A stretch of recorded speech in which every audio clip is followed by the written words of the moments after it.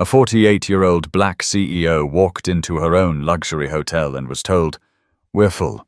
Guests only." She didn't argue. She made one phone call, and everything changed. She didn't want anything fancy.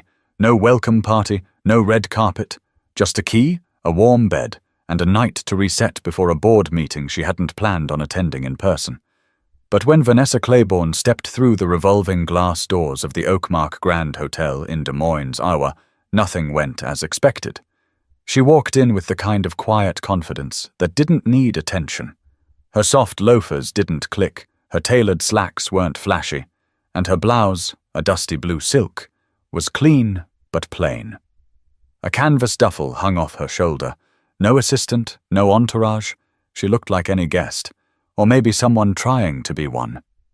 Behind the front desk, a young receptionist was chewing on the end of her pen, her acrylic nails tapping against the keyboard. She glanced up and offered a routine smile, the kind reserved for people you're about to turn away. "Checking in?" Vanessa smiled, polite as ever. "Yes, under Claiborne. Vanessa." The girl's fingers moved across the keys, then stopped. She blinked, lips tightening. I don't see any reservation under that name. That's all right. There's a suite always held open for me." We're actually at full capacity tonight." The girl's tone shifted slightly.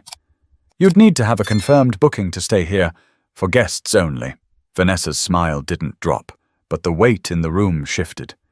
She looked past the girl to the gold plaque behind her. Oakmark Grand, a Claiborne property. Her name wasn't just on a reservation. It was on the building. "I am a guest," she said quietly. "And more than that, I own this hotel." The girl blinked again.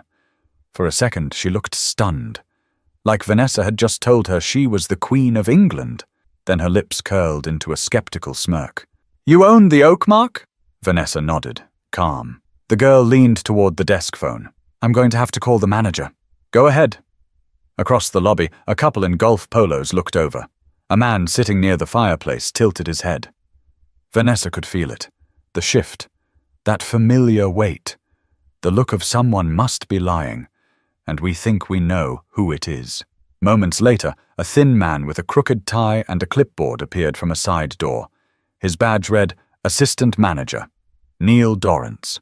He took one look at Vanessa and immediately started speaking with forced cheer. "Good evening. Is there a problem with your reservation?" "She claims to own the hotel," the receptionist said, a little too loudly. Neil hesitated. Vanessa kept her eyes on him. "I don't claim." "I do. My name is Vanessa Claiborne. You'll find it on every quarterly report and every executive board memo. I'm here for one night. You should have a suite held under the owner block." Neil adjusted his glasses. "Right. Just give me one moment, please." He turned toward the back, muttering something into his walkie. Vanessa stood still. She didn't fidget, didn't raise her voice. But the air was getting thicker. That's when security appeared. Not aggressively, not hands-on, but enough to make a point. One stood near the elevators, the other beside the coffee bar. Just in case. Vanessa's gaze didn't move. She didn't flinch, but inside, she felt it. That quiet fire rising in her chest, not just because they didn't recognize her, but because they thought she didn't belong again. She could have pulled out her ID. She could have shown emails, ownership papers, photos from the ribbon cutting 6 years ago. But instead, she stepped back, pulled out her phone, and made one call. That's all she needed. But she knew this wasn't just about a room. It was about something much deeper. And the people around her were about to learn that the hard way. Vanessa didn't pace. She didn't sigh, or look at the time, or start recording like some people might have. She just stood in the corner near the marble pillar, phone still in hand, quietly waiting. The call had lasted only 26 seconds. She didn't have to explain much. She didn't even raise her voice. Just gave her location, her name, and said, "I've been denied access to my own property. I need this resolved immediately." And then she waited. At the front desk, the receptionist kept typing, as if the screen might somehow change the truth. Neil, the assistant manager, returned with a folder in hand. He looked nervous, But when he saw Vanessa still standing there calmly, he tried a different tone. "Ms. Claiborne," he said, emphasizing the last name this time. "I think there's been a mix-up. We just want to verify—" Vanessa cut in gently. "You can verify all you want. I'm not moving." Neil looked past her to the security guard, who didn't budge. The staff was frozen in a quiet standoff, unsure whether to escalate or apologize. Neither option felt safe. She noticed the stairs. 3 women sitting near the window, whispering behind their hands. A young man holding his laptop half open, pretending not to listen. The doorman was no longer greeting anyone. And that's when she saw it. The receptionist checking her phone under the desk. Scrolling, searching. Probably Googling her name. Probably expecting nothing. It would have been funny if it weren't so familiar, because it always played out the same way. People thought they knew what power looked like, what leadership sounded like, what ownership wore. And someone like her? Brown skin, textured hair pulled into a neat puff, no designer purse, no loud jewelry. She didn't match the picture. So they questioned it. That's what stung. Not the denial, but the fact that it wasn't even surprising anymore. She remembered another hotel lobby, years ago in Milwaukee. She was 28, just made VP, wearing heels that gave her blisters and a suit 2 sizes too big because it was all she could afford. Security had followed her from the moment she walked in. The only thing that saved her was the CFO coming down to greet her in person. She hadn't forgotten that day, and here she was, 20 years later, still proving who she was in a building with her name on the paperwork. She sighed softly, eyes scanning the room. No apology yet, no correction. Just the ticking clock and people trying not to stare too hard. And then, the elevator dinged. 2 men stepped out, one in a grey suit with a clipboard, the other in a company fleece. Neither of them looked like hotel staff. They moved with purpose. Vanessa recognized them immediately. Regional Vice President, Brent Kessler. District Manager, Carlos Reno. Now it was their faces that showed a flicker of panic. Brent approached fast, nodding at Neil without even stopping. "Miss Claiborne, we are so sorry. I just got the call." Carlos followed, breathless. "We're taking care of this. Right now." Neil started to speak, but Brent cut him off with a look. The receptionist froze in place, eyes wide. She suddenly realized who Vanessa was. Her face turned pale, and she slowly took a step back. "Suite 1202 has been cleared," Carlos said, checking his tablet. "The drive is being rerouted to take you anywhere you need in the morning. Your usual fruit tray and espresso order will be waiting." Vanessa gave the smallest smile. "Thank you." But she wasn't done watching. She wanted to see how everyone responded now that they knew who she was. Whether their tone would shift, their posture would change. She wanted to witness the way power worked when it finally entered the room. Because it's one thing to be disrespected when people don't know your name, but it's something else entirely when they do, and choose to do it anyway. Carlos pulled Neil aside, his voice low but sharp. Brent was already on the phone, speaking in clipped phrases about HR protocol and service misconduct. The tension that had once been aimed at Vanessa was now redirecting itself inward, ricocheting through the staff like a pinball of panic.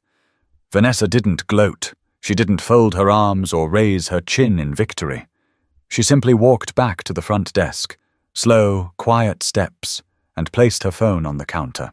"I'll take the 12th floor suite," she said, her voice even. "Same setup. Please send someone up to confirm it's clean." The receptionist opened her mouth, but couldn't find the words. Vanessa didn't wait for her to try. She turned to Brent. "Have I been checked in?" "Just finished," Brent replied, flipping his clipboard. "You'll have 2 keycards and an incident report by the time you're in the elevator." "Good. And the rest?" He nodded. "We've issued a site-wide notification. Corporate audit team is on standby. All current staff will be required to go through recertification on guest protocol. And disciplinary actions will begin tonight." Vanessa glanced over at the receptionist, who was now nervously biting the inside of her cheek. Her acrylic nails tapped against the desk, But the rhythm had changed. No longer careless, now anxious. "You'll speak to her," Vanessa said plainly. Brent cleared his throat. "Yes, ma'am." Privately, with HR present. Carlos looked ready to say more, but Vanessa raised one hand. "I'll speak to her too. Not now. After I've rested." She took the keycards, nodded once, and walked toward the elevator. Heads turned.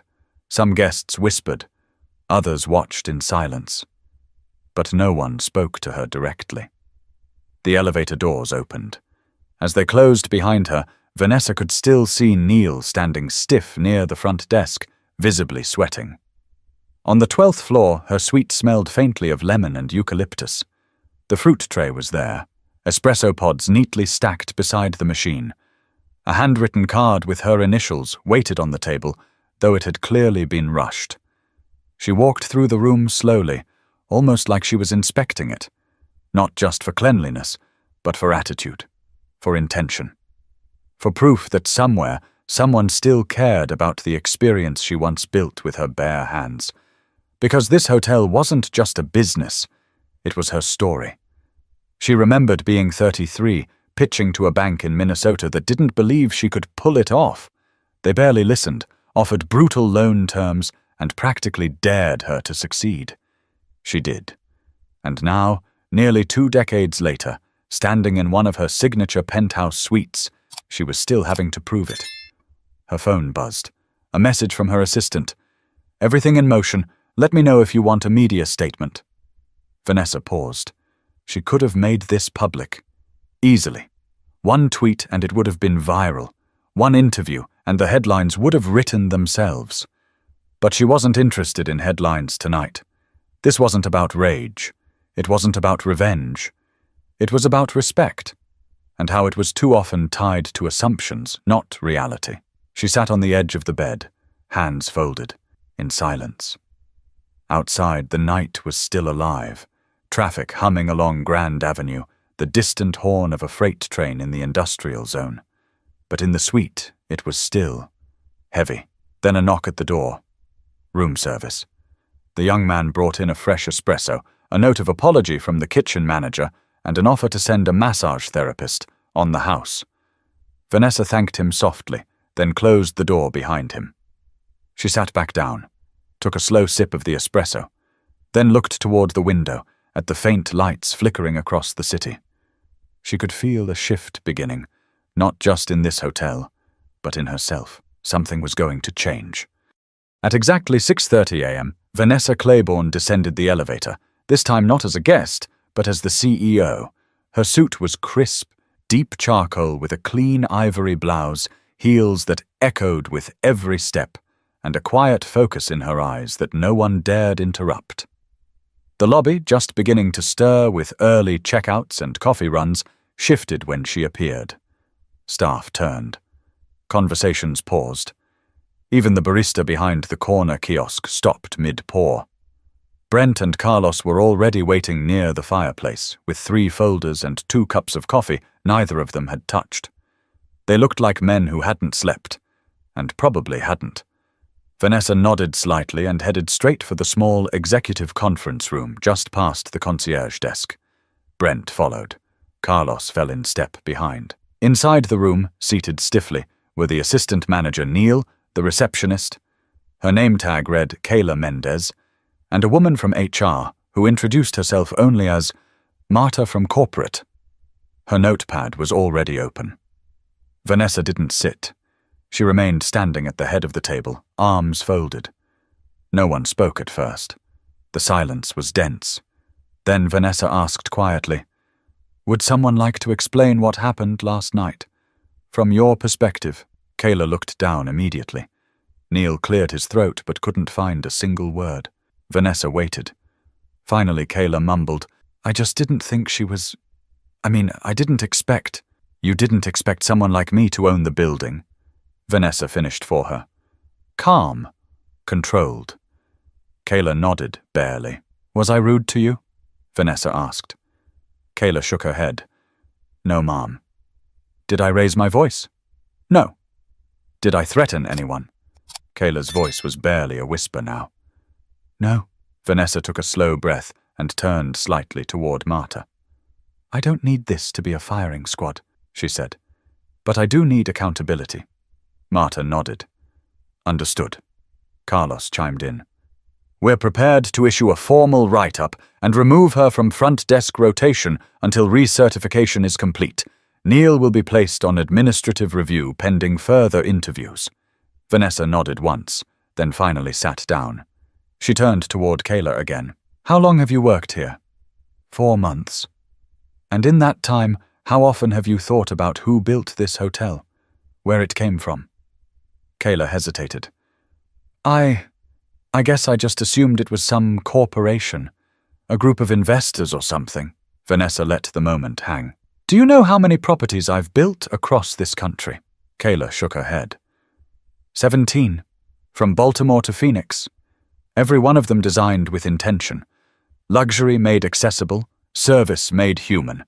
I built this brand because I was tired of being treated like a shadow. So tell me why, when I walk into my own lobby, I'm still invisible to the people working under my name. The question wasn't angry. It was tired. Honest. Heavy. Kayla looked like she wanted to melt into her chair. Neil stared straight ahead, face red. Carlos spoke again. We've already drafted a memo that will go out to every Claiborne property today. Mandatory staff-wide inclusivity training. A reset, no exceptions. Vanessa looked at him. Make sure it's not just another box to check. I don't want people memorizing scripts. I want them understanding what respect looks like when you think no one's watching. Brent finally spoke. We'll make it real. She stood again. The meeting was over. As she walked out of the conference room, the lobby seemed to straighten itself. Staff scrambled, some nodding nervously. But she didn't acknowledge them. Not yet. She wasn't interested in performance. She was looking for change. But before she left the hotel, there was still one more conversation she needed to have, and it had nothing to do with policy. Vanessa waited until the morning rush had thinned out. She gave it time, not for dramatic effect, but so no one could hide behind distraction. No ringing phones, no fake smiles for guests walking in. Just stillness and truth. She spotted Kayla Mendez in the staff lounge behind the coffee bar, seated alone at a narrow table with a half-eaten blueberry muffin in front of her. Her phone was face down. She looked like she hadn't slept either. Vanessa didn't send someone to call her. She walked in herself. Kayla sat up fast, nearly knocking over her drink. Relax, Vanessa said, pulling out the chair across from her. I just want to talk. Kayla swallowed hard. Yes, Mom. Drop the mom. Vanessa replied gently. This isn't a hearing. Kayla nodded, eyes down. They sat for a moment in silence, the hum of the fridge and the low buzz of overhead lights filling the space between them. Then Vanessa spoke. Have you ever worked in a place where you felt small? Kayla blinked, looked up. Yeah, most of the time. Tell me. Kayla hesitated, but then shrugged. I worked at a diner out by I-80 for a year. Wore a paper hat, got yelled at by cooks every shift. Some customers never tipped. Some called me kid, even though I was 27. I felt invisible most days. Vanessa leaned back. So you know what it feels like to be ignored? Kayla nodded. Yes. Then help me understand, Vanessa said, her tone never rising. How you looked me in the eye last night and decided I didn't belong here. The silence that followed wasn't empty. It was full of guilt, of realization, of something finally settling into place. Kayla's voice was rough. I don't know. I didn't mean to. When you walked in, I thought you were maybe lost or waiting on someone else. You didn't look like... She stopped herself. Didn't look like what? Kayla shook her head. Like the kind of person who owns hotels.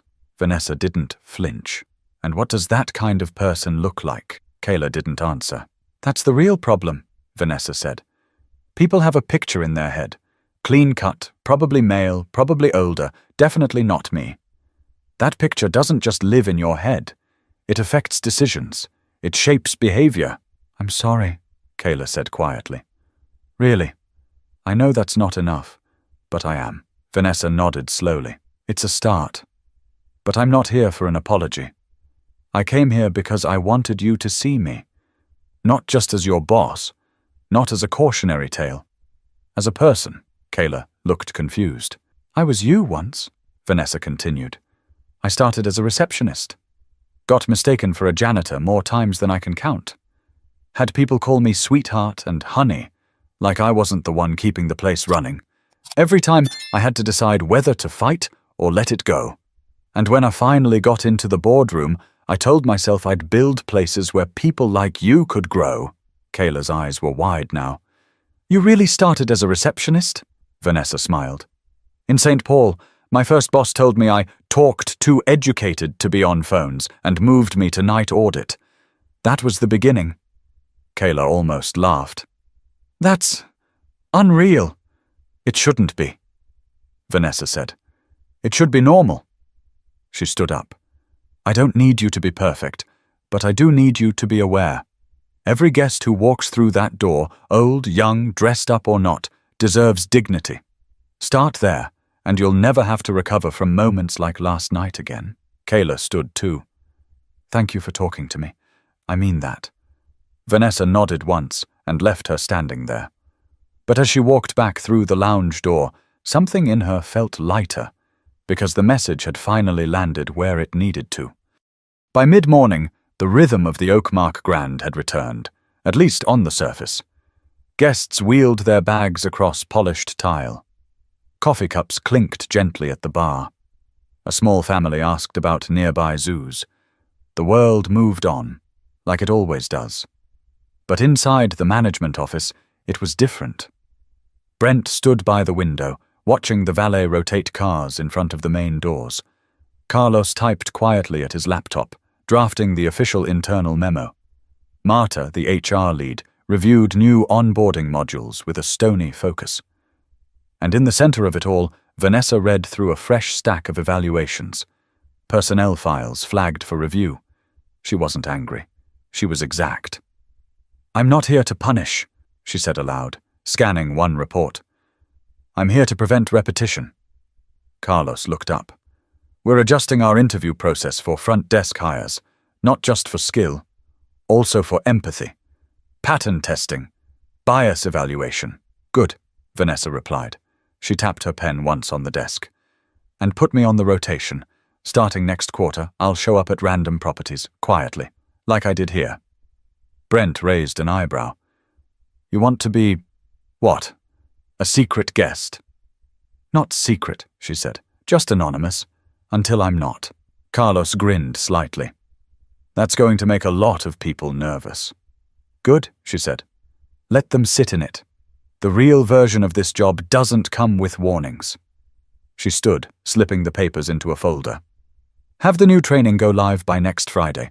Include story modules. I want staff reading actual experiences from guests, not fake scripts. I want real words. Human ones. Brent nodded. Consider it done. Vanessa left the office, walking back into the lobby. She stopped near the reception desk where a new agent had taken over.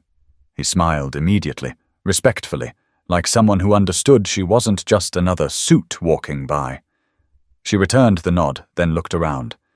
Everything seemed still on the outside, but she could feel it, small cracks forming in old habits. And that's how real change begins. Not with a press release, not with a public apology, with quiet corrections repeated until they stick. She made her way to the elevator, headed back upstairs to grab her things. Her flight wasn't until late afternoon. There was time. When the doors opened on the 12th floor, she stepped out, heels soft against the carpet. The hallway smelled faintly of fresh linens and lemon. The suite door stood ajar. Housekeeping must have just finished. Inside, her bag was packed. Neatly zipped. Her laptop rested on the desk, charger wrapped. Everything was in order, except one thing. A note. Folded, sitting on the nightstand. She opened it. Miss Claiborne, thank you for your grace. I'll be better. Kayla. It wasn't fancy. No envelope, just lined notepad paper and careful handwriting, but it meant more than a pre-written company apology ever could. Vanessa folded it once and slipped it into her purse. Downstairs, a car was waiting. As she exited through the lobby, The same doorman from the night before opened the door with purpose. "Safe travels, Miss Claiborne," he said warmly. "We hope to see you again soon." She smiled. "You will." As the car pulled away from the curb, she didn't look back. She didn't need to, because she'd left something behind, something heavier than luggage. She'd left the weight of being misjudged, the quiet ache of having to explain her worth. And what replaced it was better. Understanding, discomfort, growth. For them, and maybe even for herself. But there was still one last thing she wanted to say. Just not to the hotel, or the staff. This message was meant for anyone who'd ever had to stand in a room and prove they belonged. The ride to the airport was quiet. No small talk from the driver, no music playing from the radio, just the soft whir of tires on pavement and the occasional blink of a turn signal. Vanessa sat in the back seat with one hand resting on her purse and the other holding the folded note from Kayla. She hadn't read it again, but it was there, like a reminder, like a small piece of proof that the previous night hadn't been for nothing. She stared out the window at the rows of brick buildings, the corner gas stations, the faded signs for mechanics and bakeries. This wasn't where she'd planned to be this week. And yet, maybe she'd been meant to be here all along. Not for the board meeting, not for the business, but for the conversation. Because the truth is, this kind of thing didn't shock her anymore. She wasn't angry that it happened.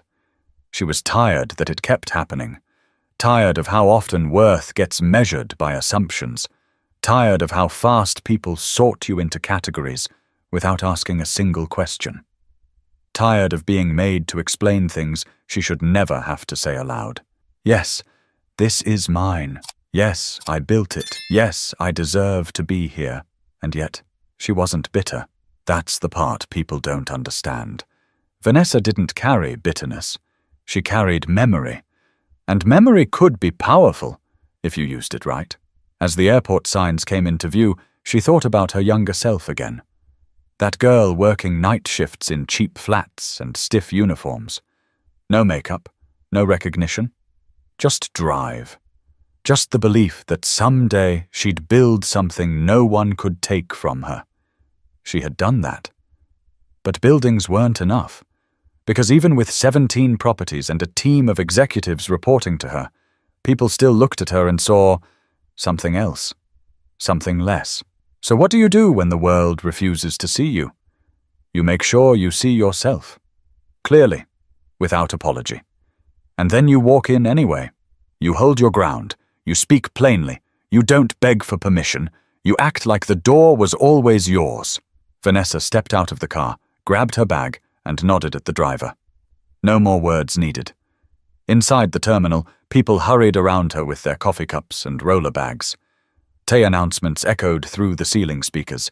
She moved quietly, almost invisible again in the rush of strangers. But in her chest, something settled. She had taken a moment of humiliation and turned it into a mirror, for everyone in that hotel to finally see themselves. And mirrors don't lie. They show you who you really are.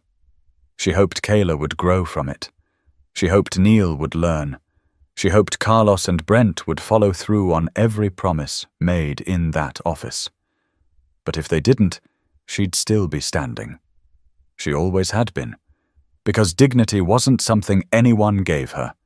It was something she never gave up. And for anyone watching, anyone listening, who'd ever been dismissed, doubted, or spoken to like they didn't matter, Vanessa had one final thing to say. You don't have to shout to be heard. You just have to know who you are. And walk like it every single time. Let them be uncomfortable. Let them learn. Let them wonder how they missed it. And when they finally see you, make sure they never forget.